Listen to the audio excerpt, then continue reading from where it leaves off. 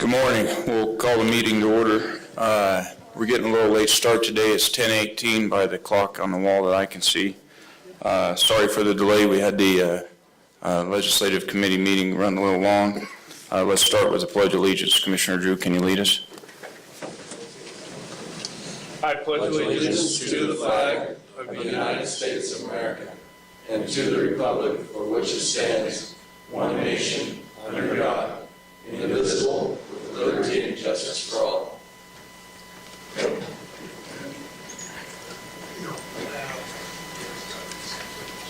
Okay, we'll go to agenda item number 2, approval of agenda. Anybody have any questions on the agenda? Roll call, buddy. Oh, I'm sorry. Let's back up. Suzanne, could you do roll call? Yes. Chairman Robb. Here. Commissioner Drew. Here. Commissioner Lane. Here. Commissioner Macbeth. Here. Commissioner McNinch. Here. Commissioner Morine. Here. Commissioner Rain. Here. Commissioner Wallace. Here. And Commissioner Young. Here. And the county advisory boards, could you please stand and say who you're with? Rex Flowers, Washington County. Sean K. Washington County. Juliana Crescent, Gilbert Persian. Tom Castle, Idaho. Matt Murray. Scott Fortune, Commander. Brad Johnston, Lyon County. Walter Mandeville, Idaho County. Okay, thank you guys for coming.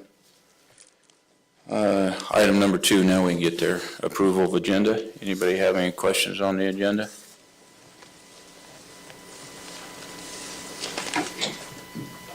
Seeing none, we'll take it out to public comment since it is an action item. Any public comment on the agenda? Seeing none, we'll bring it back to the commission for a motion. Move to approve the agenda as presented. Second.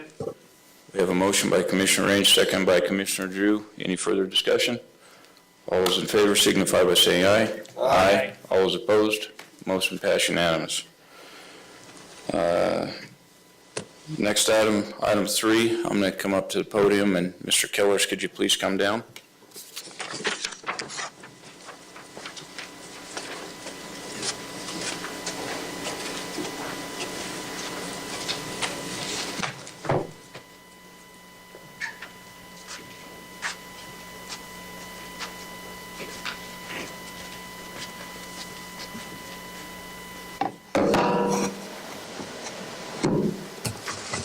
Okay, staff help me, oops, maybe I need to move that away a little bit.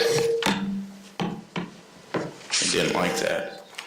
Staff helped me out here with a little speech, but I'm going to put some of my own in there too for you, Steve. But it's my honor as the chairman of the Board of Wildlife Commissioners to present Steve Kellers the Wayne E. Kirch Conservation Award.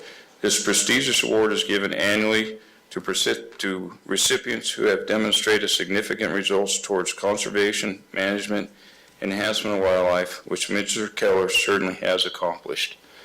NBU put Steve Kellers up for this award, and I've known Steve for about 30 years now. Commissioner McNinch and I in college had the opportunity to work in and around or with Mr. Kellers at Tall Fence, and we saw your work ethic at that time, and now you've applied that work ethic to the guzzler projects and the fence construction, and you've really been an asset to the state wildlife without a doubt, and to NBU and all the wildlife of the state of Nevada.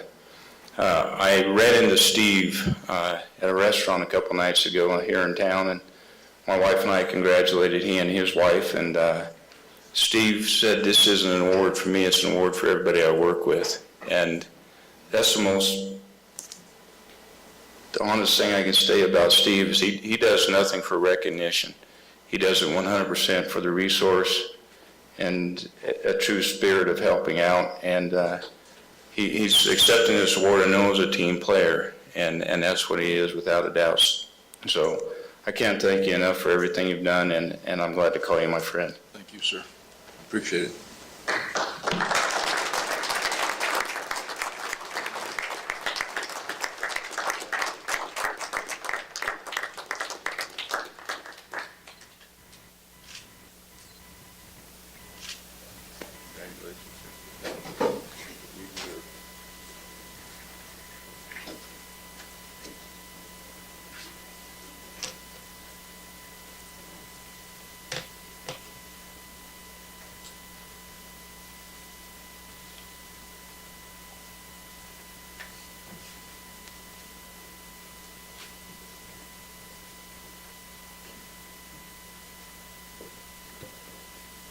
Okay, we're moving on to agenda item number 4, presentation of the Ted C. Frantz, Nevada Department of Wildlife Employee of the Year Award, Acting Secretary George Tsukamoto.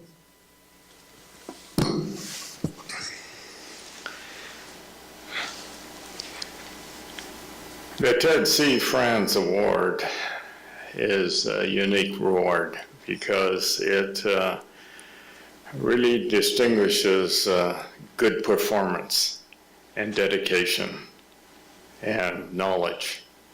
And I had the distinct pleasure of knowing Ted Frantz.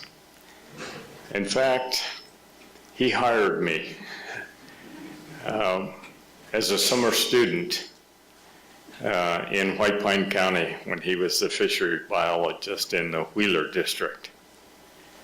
And I can tell you that it was his influence, his abilities, his example that has always guided me. And so this award really distinguishes an employee of the Department of Wildlife. And so I'd like to have Sean Espinoza come forward.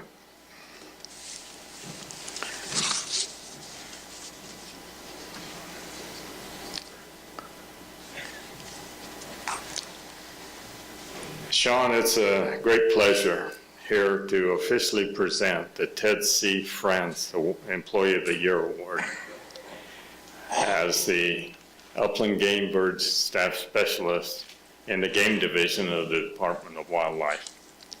Your activity, your professionalism, your knowledge and abilities have been exemplary.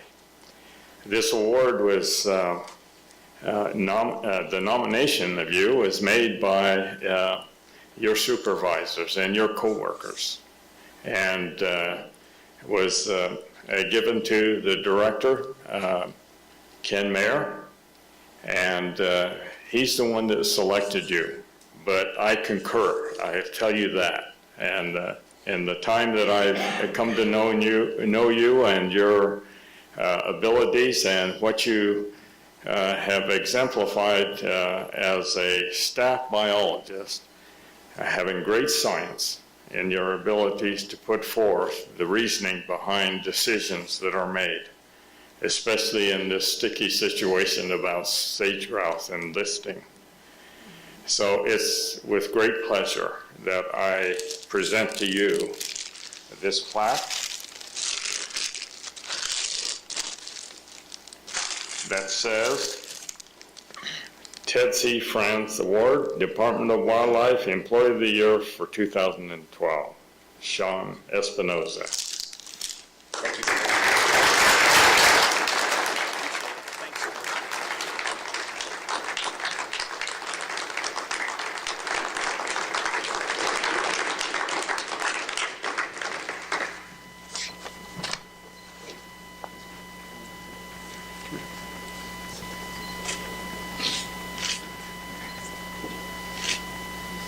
Thanks. Thank you. Now, this will be hung in the department headquarters office, and this award isn't given every year, although it's called an annual award, but it really exemplifies superior performance as a wildlife biologist for the Department of Wildlife. Thank you, everyone.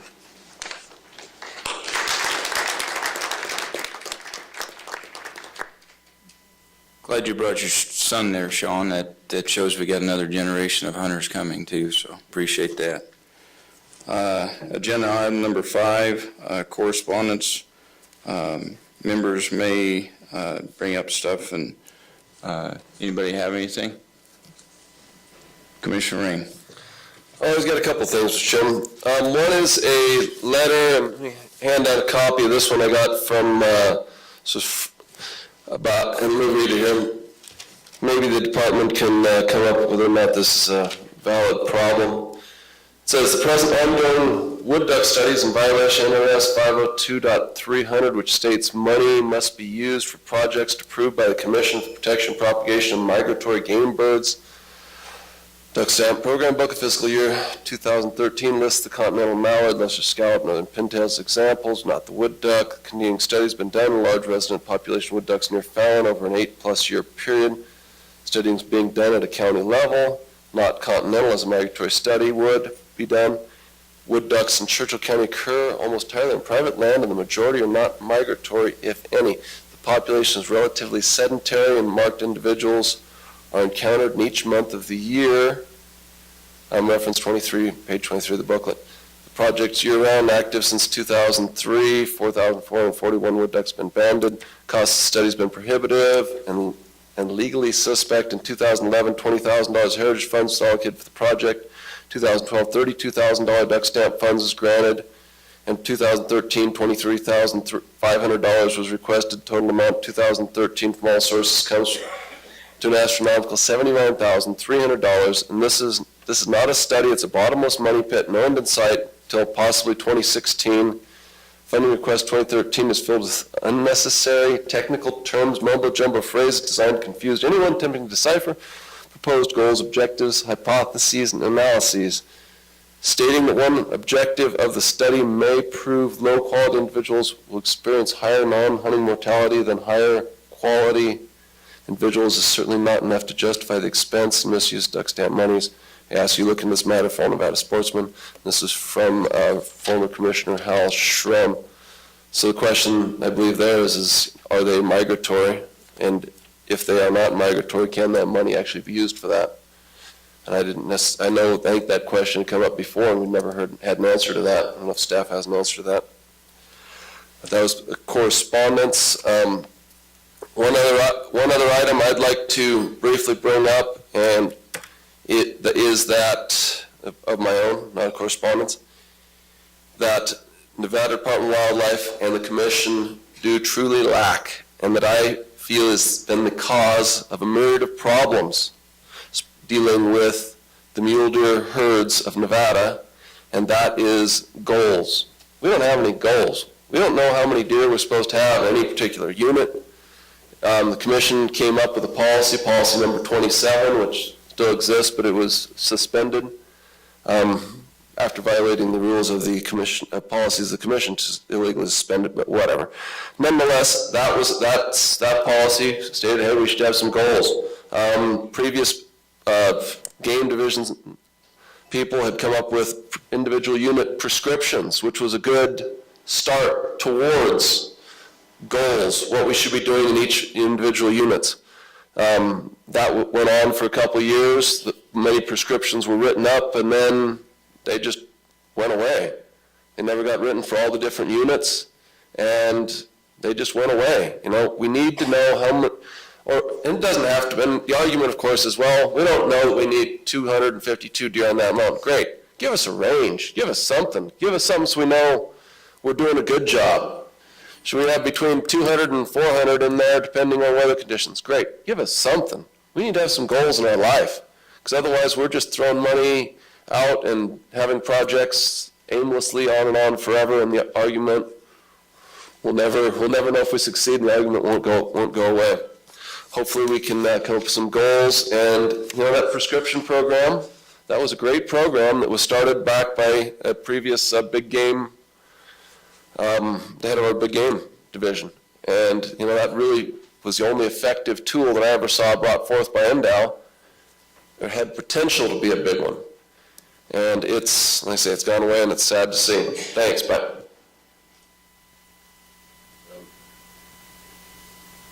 Commissioner McNinch. Thank you, Mr. Chairman. In the name of transparency, I just want to let the board know that I did have an opportunity to meet with Commissioner Birkbigler here in Washoe County to update her on the discussions that are occurring with bear issues up in Lake Tahoe. Kind of a first step towards maybe finding some resolution to some of the issues that were brought up as at one of our bear committee meetings that we actually held up at Incline.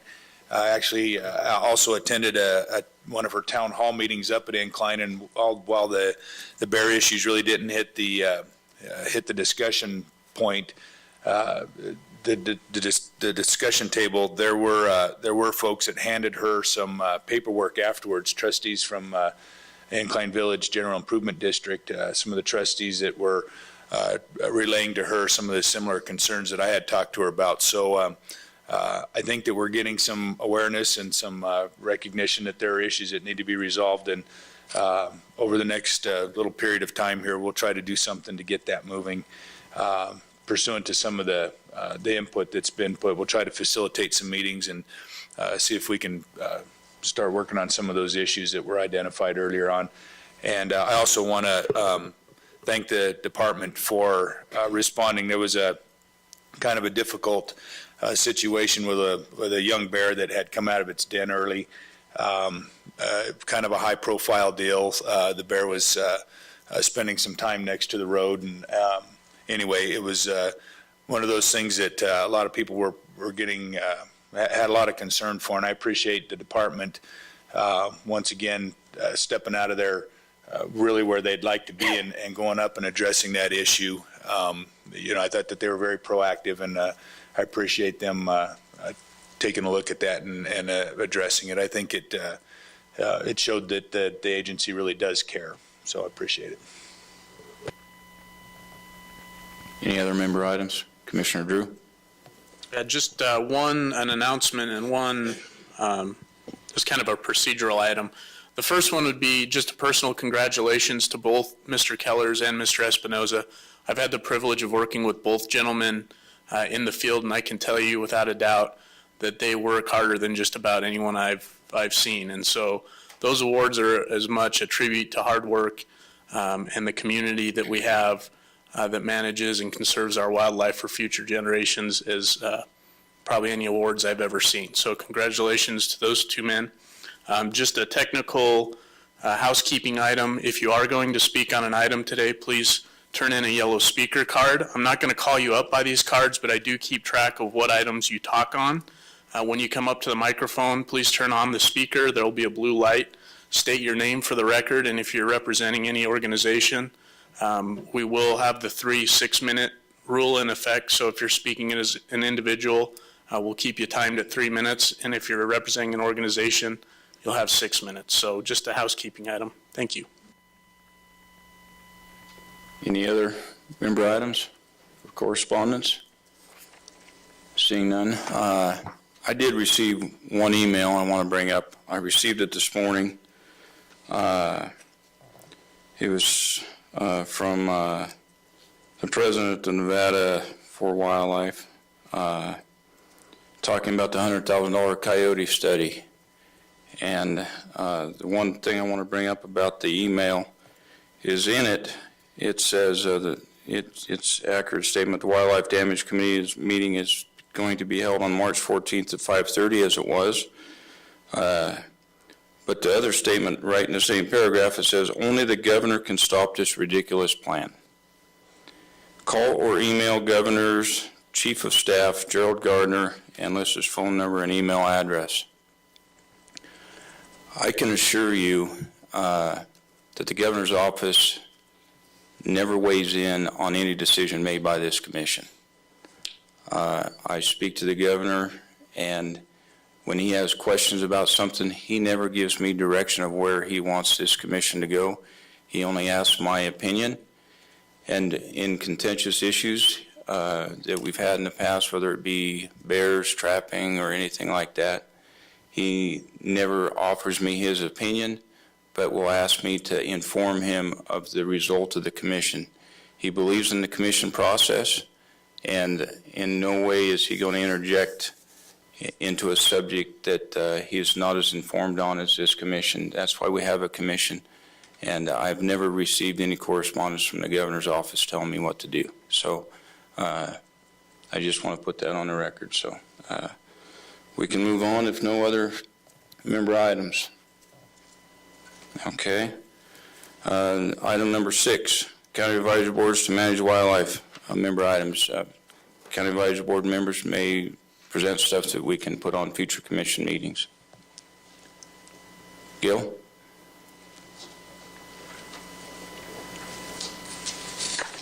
For the record, Gil Yana, Carson Advisory Board. Just want to remind my fellow CAB members that are here today that during the lunch break, we're going to try to run a little review session on the budgets, which will be coming up in the next 2 meetings. And we got a little bit of change. Departments trying to help out the various CABs with this process, make it a little more easier, a little more direct. And we'll show you what we plan to do and how we plan to do it and how they participate. Putting on a different hat, I want to thank the department as the president of Friends of Nevada Wildlife.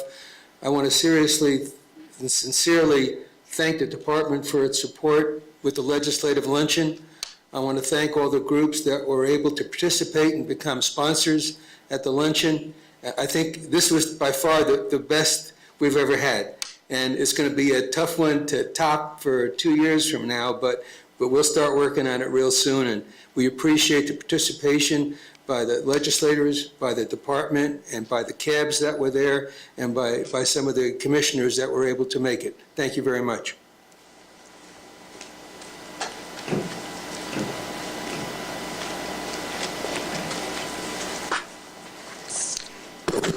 For the record, Paul Dixon, Chairman of Clark County Advisory Board.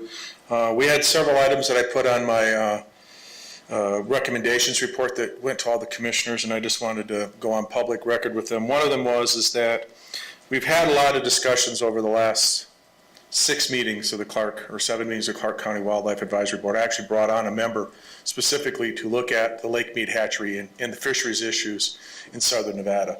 And what we would like to recommend to Chairman Robb is that on the September meeting in Vegas, that we have an agenda item talking about the Lake Mead hatchery and options for opening. Invite Southern Nevada Water Authority, which seems to have an exorbitant, I will call, ransom that they want to let us hook up to them or even talk to them. Senator Reed's office has come back to the member of my board and said of the items that they consider to be important for Nevada, that's one they'd like to take on and discuss more with us. So engage Senator Reed and invite him or his staff to that meeting and see if we can get a path forward moving on getting the Lake Mead hatchery reopened or usable again.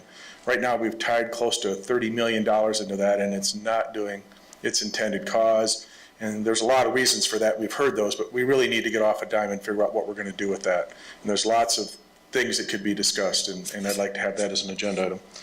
The other thing is that I was asked by the Department of Wildlife when some issues were brought up about the Key Pittman area to make sure that the public proponent of those issues had first worked with the wildlife specialist at the management area first before he came to the County Advisory Board. I made that clear at my meeting that the proper process is to bring issues when you have them first to NDOW and not getting resolution through NDOW, bring them to the County Advisory Board or ultimately to the Wildlife Commission through the County Advisory Boards. The one thing that did come out of this meeting was something I didn't know, and I'll be trying to talk to Russell Wolstenhume, who's your waterfowl biologist, is whether or not we can introduce a snow goose season in Nevada that we don't have right now. And it would be a season that would be later than our current season setting because when the snow geese come through the system here. So I just wanted to let you guys know that that's something I'll be bringing up with the Department of Wildlife, and they may be coming to you or myself if there's a reasonable way to do that back with some regulations for the August meeting on waterfowl. Thank you. Okay, thank you. Any other county advisory boards? Seeing none, we'll move on. Come on up. I don't know if it technically qualifies as an emergent item, but I just wanted to take the opportunity to introduce myself. I've met a number of the commissioners on prior occasions, but my name is Brad Johnston. I was appointed to the Lyon County Board earlier this year, and at our meeting Wednesday night, I was elected or drafted into being chairman, but I wanted to just introduce myself to you all. I live in Yerington. I work for a large vegetable farming operation there in Mason Valley. And I look forward to participating in these meetings going forward and doing the best I can to represent the citizens of Lyon County. So thank you. Thank you for introducing yourself, and you understand you have some big shoes to fill, and you're required to be on it for about 30-plus years, so. I've heard that, yes. All right.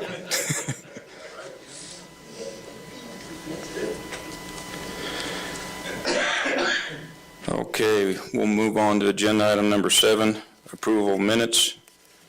Has everybody had a chance to review the minutes from the December 7th and 8th meeting? Any comments, questions, concerns, changes we need to make to those minutes? Seeing none, this is an action item, so we'll take it out to public. Any public comment on the minutes? Seeing none, I'll bring it back to the commission for a motion. Move to approve the minutes as presented. I did find them to be full, accurate, and exceptionally well done. Thank you. Second. We have a motion and a second. I'll call for the motion. All those in favor signify by saying aye. Aye. All those opposed? Motion passed unanimous. Commission legislation action. Commissioner Drew, could you lead this discussion since you were part of the legislative committee? Sure. Agenda item number 8, just to read it for you, the commission will decide upon a spokesperson or spokespersons for the Wildlife Commission at the legislature to communicate positions in writing and or in person at the legislature during the 2013 session, February to June 2013. Just to let everyone know, in the spirit of transparency, Commissioner Robb and I were both asked to attend 2 hearings already. Both were at the request of Senate Natural Resources. We did provide testimony to a joint committee meeting of Senate Natural Resources and Assembly Natural Resources, Agriculture, and Mining, basically on what the commission does, what our role is, how we interact with the CABs and the department. Basically, in our presentation, we stepped through some of the NRS that we work under, explained those relationships, and talked briefly on some of the big ticket items that the legislators had heard about that we've been working on over the past 2 years. The second item was on Senate Bill 82, which regards basically disallowing the commission to set seasons on black bear. Again, we were requested by Senator Ford to speak with him and give him some background in a private meeting just with him, and then also he requested that we present some background to his committee hearing, which I believe was 2 weeks ago. So at this point, Commissioner Robb and I have had those discussions. In the hearing on SB 82, we testified as neutral because this commission had not had an opportunity to meet or take a position, and essentially we went through the outline of how things have unfolded through the commission process and answered a whole lot of questions. So this particular item is specific to the spokespersons. The committee's recommendation this morning was to assign Chairman Robb and myself as the 2 spokespeople. So that's where we're at. Probably open it up for other commissioners to discuss. Any other commission discussion on that? Commissioner McBeth. I think part of the discussion that we had was that the representatives that Chairman Robb and Commissioner Drew take the comments and discussions of the commission to the legislature, and so I still think we have an issue if something comes up at the last second, and I think you go, but at that point I think you have to be neutral again. And but we are going to have a meeting, I believe in April sometime, that's going to get set. That'll give us another opportunity for the commission to weigh in on the bills and give direction to Commissioner Drew and Chairman Robb. Commissioner Rain. Yeah, it seemed to me that the chairman for our subcommittee, the commission subcommittee, would be a likely individual for this position due to his job and where he's at, and many other factors in that. I'm looking about something that comes up at the last minute. Our committee chair is likely to be there when no one else is. Any other commission? And I too agree with Commissioner Rain's statement that Chris McKenzie, who is the chair of that committee, should be a spokesperson also. I know with Commissioner Drew and my work schedule, sometimes we could both be forced to be out of town for a different meeting on that day when something crucial comes up, so it would be wise to have additional spokespeople available. And Chris McKenzie does live in Carson City, work in Carson City, so he could be more available than Commissioner Drew and I on occasion, so I appreciate that. Any other commission comments? Seeing none, I'll take it out to the public. Bob?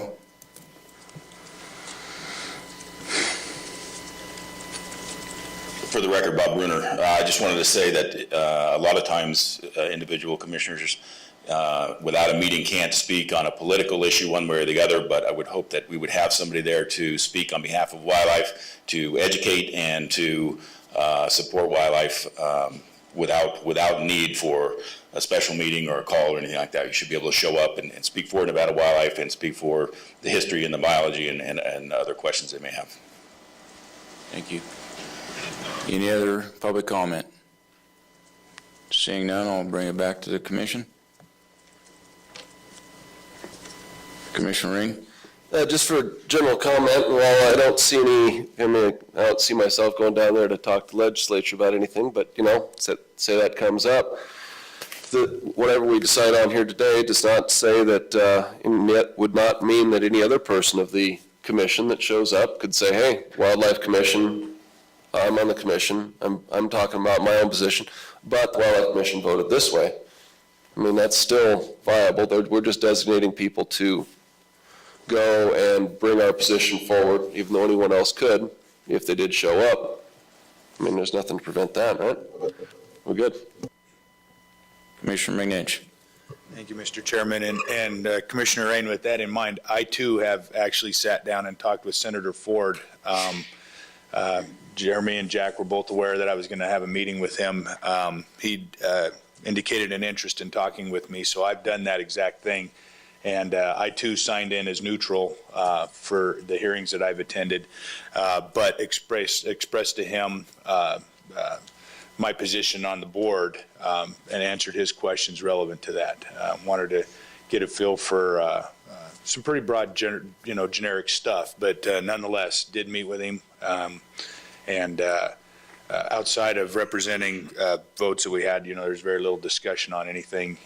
Where you headed? What's that kind of stuff? What's the temperature? You tread very lightly with those types of things because we don't generally know. So I do support the concept of having Chairman Robb and Vice Chairman Drew, and if necessary, throwing Chris McKenzie in there. I think it's warranted, and I agree with Bob's comments that sometimes they just want to know what's happened in the past or what's bringing this up, and most of us should be able to represent that in some fashion. So, yeah. Commissioner Drew? Just to address the previous two comments, I think I agree. I mean, there's nothing that limits a commissioner from attending a meeting, attending a hearing. I think it's just clear to distinguish when you testify, when they ask us to state your name for the record, just like we do here, that you're representing yourself and not the commission, just to keep that clear. When you sign in on the worksheets, sign in as an individual and just make sure that that message is conveyed clearly. I don't think there's anything that prohibits Commissioner Robb or I or whoever else might be designated as spokespeople for addressing wildlife concerns on bills we haven't taken a position on. I think it is proper for us to sign in as neutral if we haven't taken a position and be there to answer questions, or if something comes up in the hearing, address that. I think that's probably warranted and probably necessary in certain cases. So just to be clear, that's kind of my understanding of the parameters of how we need to operate either as individuals or as spokespeople from the commission. So, Commissioner Lang? This has been a little problematic for me, I will tell you, because when before I took this position, Chairman Robb and I had a big discussion about this because at the time, the Las Vegas Valley Humane Society has been an organization that has lobbied for certain issues at the legislature. And so one of the things that we talked about was that if I was going to lobby the Las Vegas Valley Humane Society issue, I would do it as the Las Vegas Valley Humane Society. But it has presented a problem, I will tell you, in one instance when Chairman Ford said, well, you're a commissioner. And I wasn't there as I make it very clear that I'm not there as a commissioner, I am speaking. So I understand the issues. I'm really trying to tread very carefully in terms of these issues, and I feel somewhat stifled. I have to tell you, as being a commissioner, and some of the things that the Las Vegas Valley Humane Society wants to say, but I am trying to adhere to that position, and I want to make that clear to the other commissioners. Thank you. Any other commission comment? Seeing none, I'll bring it back for a motion. It's an action item to get the spokespeople. Want to take a stab at it? Go ahead. Okay, I make a motion that the Wildlife Commission appoint Chairman Robb and Vice Chairman Drew, as well as former Commissioner Chris McKenzie. completely left my mind, Chris McKenzie, as representatives of the commission to convey commission positions, as well as to attend meetings as necessary to provide any information with regard to the commission or wildlife issues that they deem necessary as a neutral position and just providing facts and information. Second.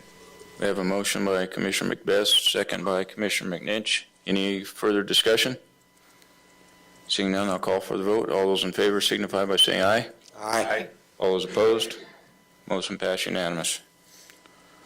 We'll move on to number 9, Legislative Committee, Management Analyst 3, Kim Jolly, for possible action. Kim?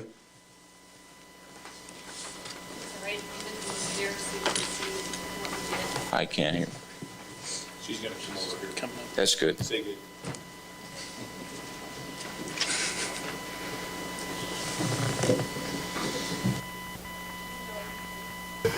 Kim Jelly for the record. Okay, let's see.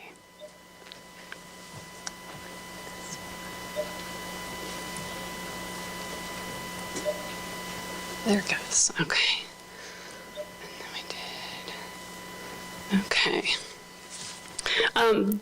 That is correct. This morning we had our legislative committee meeting and all the members were present. We did not get through the entire agenda and we did not get through the entire list of bills. However, I am going to show you a couple of the ones that we did, and I'll show you the list of tracking, the bills that we're tracking, which we've updated on the website since then and will continue to. And I'm going to lean on Commissioner Drew a little bit because he was taking notes as well for some of those positions. Hey, Kim, if you're comfortable with it, if you want to give the background on the bill, I'm more than willing to kind of convey the position of the committee and some of the comments. If you want to attack it that way. That's very cool. All right, awesome. Okay.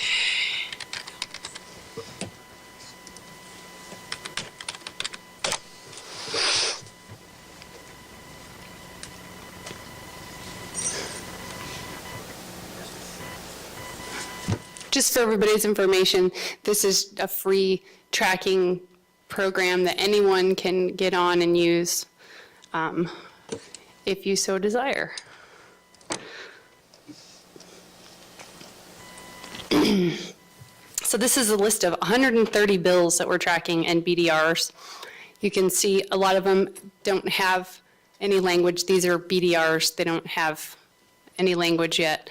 But I'm going to skip down to the ones that do have language so you can see what we were faced with. And the committee basically reviewed what they felt was the high priority bills. And we actually had so much comment and discussion that we didn't even get through all of those. But I do have all of those noticed in case you do want to discuss those as well.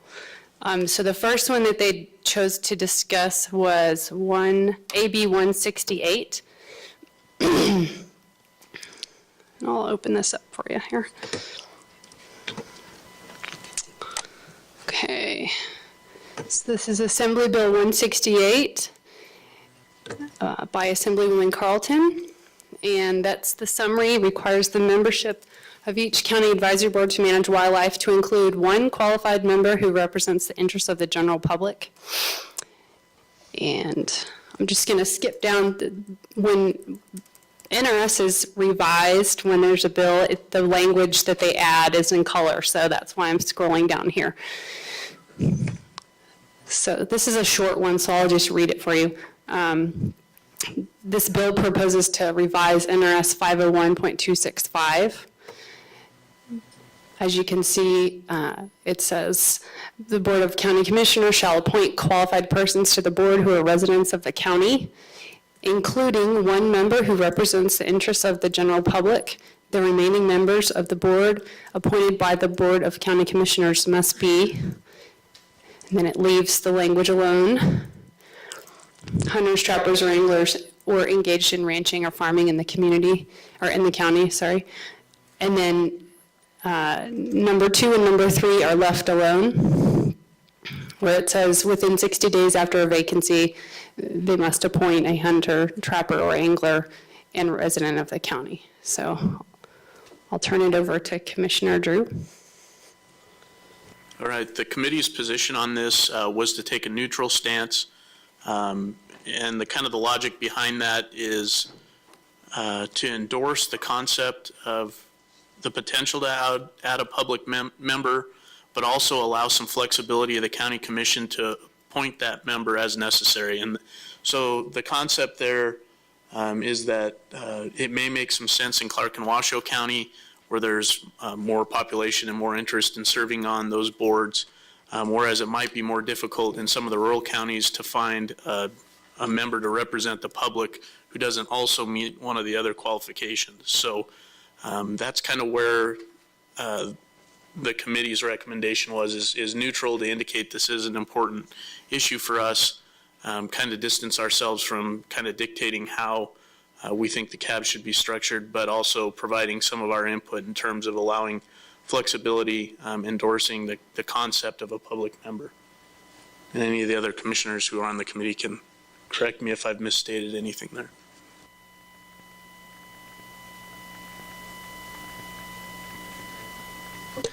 Thank you, Mr. Chairman. Just one question as to this, and that would be, I don't see where this would prohibit the member of the general public from also being a hunter, trapper, angler, or anything else. I mean, general public can be, that's about as generic of I would like a person within this county, isn't it? Do you see it, and am I missing some? To answer Commissioner Rain's question on that, there was a lot of, this bill has already been heard in committee.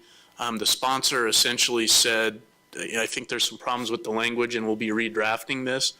So we could have come out and said we oppose this as written, but it wouldn't have got us anywhere because they're going to redraft it. So there were questions on, does a general public representative, can they represent those other groups? Are you going to come up with a new definition of general public? And so I think we're going to see a new evolution of this bill, one way or the other, and it may address some of those issues. But at this time, we really don't know what the new language might look like. Commissioner Lane?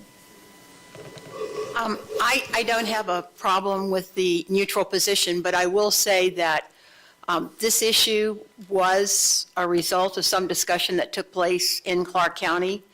And I think it has been a big issue in Clark County because of the way the current legislation, it's very limiting, particularly for a population of 2 million people.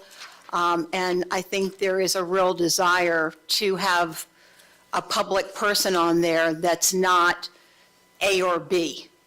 But it doesn't say that under the way it's currently written. So I would hope that the commission, obviously, the commission has already agreed with that to some extent, or the governor has, because I represent the public that's not A or B. So, I would just like to see that as this goes along. Hopefully, it's going to come out with a better version.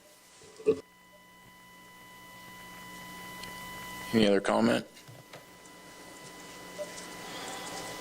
Do you want to take motions on these individually? Yeah, we should probably take motions on each one as we review it. And with that being said, is there any public comment on that before we call for a motion? Seeing none, I'll bring it back to the commission. Commissioner Rain. I make a motion to approve the committee's action on this particular item. And that said, I'll throw out just something else. If, as far as revisions of this come up, as long as it stays language it is, hey, knock yourself out. If it comes out prohibiting the others, well, I sit here and I'm wondering, well, does it prohibit? I happen to be a sportsman's representative, but I also sometimes seem to represent ranching interests and mining interests and what you call conservation interests, and I probably hold qualifications in all of those except for maybe ranching and mining, but it goes every way. It goes all ways. A sportsman represents conservation, so you can't have it only one way on this. And as long as it's the way it is, great. So Commissioner Drew. I would second the motion if it's to uphold the committee's recommendation. It was. I think it is. Okay. Is the motion clear enough, or should we have a Motion was to uphold the committee's recommendation. What came after was discussion. Okay, thank you. And we have a second by Commissioner Drew. Any further discussion? Seeing none, I'll call for the vote. All those in favor signify by saying aye. Aye. All those opposed? Motion passed unanimous. Excuse me, sorry, Kim Jolly for the record. Do you want to go to the public before you take a vote on each bill? Okay.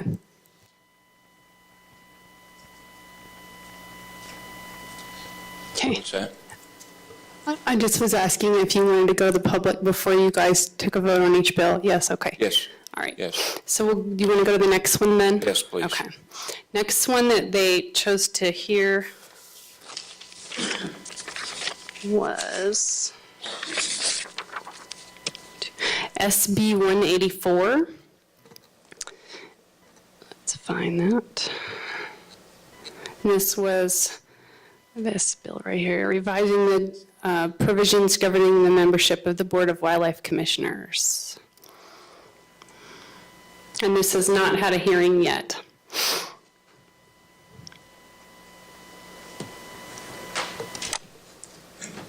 There it goes. So it's sponsored by the Committee on Natural Resources. And there's the summary. And this one is a pretty short one as well, so I'll just get to the language right here. Section 1 is amending NRS 501.171.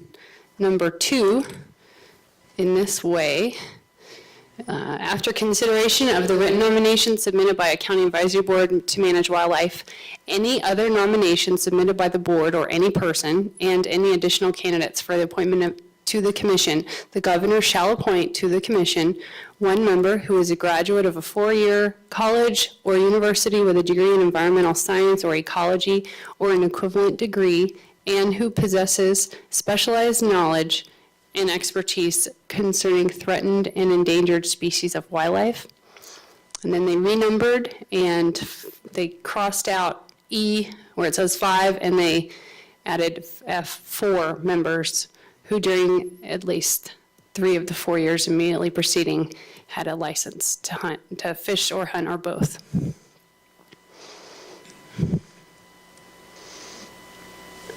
Commissioner Drew. Okay, so the committee's recommendation on SB 184 was to take a stance to oppose this bill as written. Some of the discussion, it was too restrictive. Some of the skills that are discussed in the language are already represented on this commission.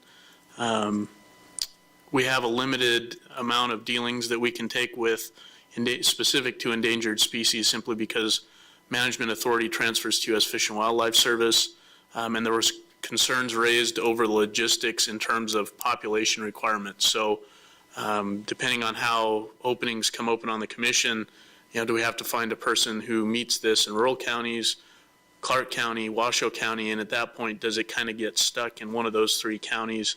And can we find people in each of those counties that meet this? So really, the concern from the committee, the biggest concern was that it was too restrictive.